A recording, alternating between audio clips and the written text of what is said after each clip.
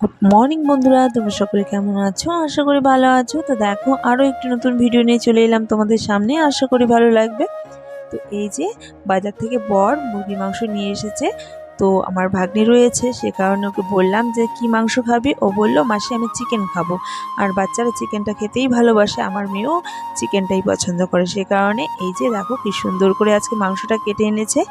কি সুন্দর করে বলতে চামড়া শুদ্ধ নিয়ে এসেছে। বাজারে নতুন একটা মেশিন এসেছে, তো সে কারণে নিয়ে এসেছি।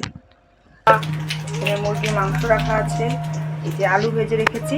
এখন রান্না করব চিকেন, কারণ কালকে নিরামিষ হয়েছে, তাই ভাবলাম যে আজকে একটু মাংস আনি, মাংস রান্না করি। তো বাচ্চারা খাবে, বাচ্চারা দুদিন থেকে নিরামিষ খাচ্ছে, তাই ওরা আর কি অতিষ্ঠ হয়ে গেছে, তাই একটু মুরগি মাংস এনে রান্না করব। তো বন্ধুরা এই যে দেখো, এদিকে ভাত বসিয়ে দিয়েছি, তো দেখতে থাক। তো আমি প্রথম খেয়েছিলাম চেন্নাই, কারণ আমার এক পিসি আর কি চেন্নাইয়ে ছিল। তখন আমি গেছিলাম, 1 মাসের জন্য ছিলাম। তো পিসার চাকরি সূত্রেই থাকতো। তো পিসা মানে সেলফেফে চাকরি করে, সেখানে পোস্টিং ছিল। তো সেখানে চেন্নাইয়ের দিকে আর কি এই চামড়া শুদ্ধ মেশিনে চামড়া শুদ্ধ আর কি মুরগি মাংস বিক্রি হতো। তো প্রথমবার খেয়েছি, একটু কেমন কেমন লেগেছিল, ঘিন্না। কিন্তু কি বলতো, এখন দেখি এভাবেই মাংসটা খেতে আমার কাছে বেশি ভালো লাগে।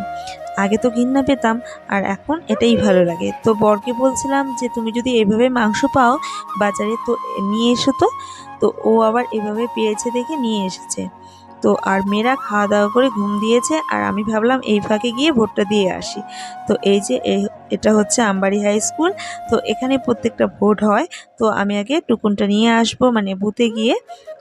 তো এই যে টুকুনটা আনতে গিয়ে দাদারা এখানে বসেছিল, দাদার বন্ধু ইয়ার্কি করছিল।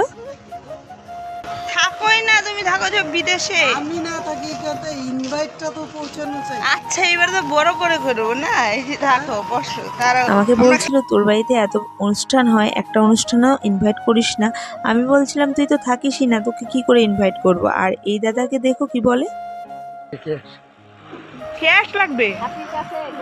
আর এই দাদা তো বিয়ে করতে চায় না। তো ছোট থেকে দেখে আসছি, যেমন দেখে আসছি তেমনই। তো আমি বললাম তুই কবে বিয়ে করবি? বলে কি না, আমি তো বিয়ে করব না। তো বললো যদিও বা বিয়ে করি ক্যাশ লাগবে। তো আমি বললাম ঠিক আছে, তোর জন্য মেয়ে দেখবো, অনেক বড় লোক বাড়ির মেয়ে, মানে তোকে টাকা দিয়ে ভর্তি করে রাখবে, কিন্তু ঘর জামাই যেতে হবে। তো হাসি ঠাট্টা করলাম, একটু ইয়ার্কি করলাম। অনেকদিন পরে সবার সাথে দেখা হয়, তো একটু হাসি আনন্দ ফুর্তি নিয়েই থাকতে আমি ভালোবাসি, জানো তো। যেমন তোমাদের সাথে একদিন কথা না বললে আমার সত্যি খুব খারাপ লাগে। আর এই যে দেখছো, এটা হচ্ছে ভোট কেন্দ্রে ঢুকে গেছি। তো ভোট আমার হয়ে গেছে, একটু বসেছিলাম। আর এখানে দুটো বুথ রয়েছে, একটা হচ্ছে আমার শ্বশুর বাড়ির বুথ, একটা হচ্ছে আমার বাপের বাড়ির বুথ। তবে আমি বাপের বাড়ির বুথেই এখনো ভোট দিই, ভোটটা আর কি চেঞ্জ করিনি। আর আমাদের এখানে খুব শান্তিপূর্ণভাবে ভোটটা হয়েছে, খুব ভালো লাগলো। Bye bye.